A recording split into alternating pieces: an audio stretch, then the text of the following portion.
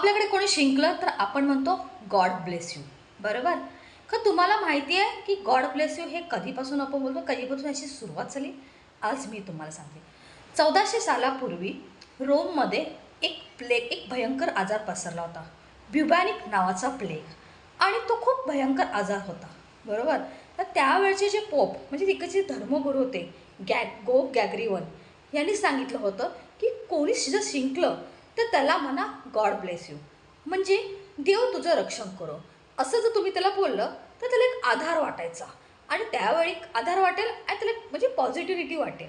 आणि झालं असं की त्यावेळी तो आजार एवढा पसरला होता ना की माणूस शिंकला की त्याला आजाराची लागण झाली की काय आणि तो आता मरतो की काय, असं हे त्यावेळी खूप तो आजार खूप असा पसरला होता. मग तेव्हा पोप गॅग्री यांनी सांगितलं की तुम्ही कोण जे शिंकत असेल त्याला गॉड ब्लेस यू म्हणा, म्हणजे त्याला एक चांगली म्हणजे त्याला वाटेल की हां की देव माझ्याबरोबर आहे, देव माझं रक्षण करत आहे. तर अशा प्रकारे आज पण आपण बघा कोणी शिंकलं तर आपण म्हणतो गॉड ब्लेस यू, बरोबर?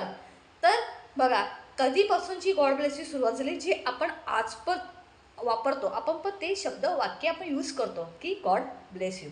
तर अशाच वेगळ्या माहितीसाठी चॅनल लाईक, शेअर आणि सबस्क्राईब करा.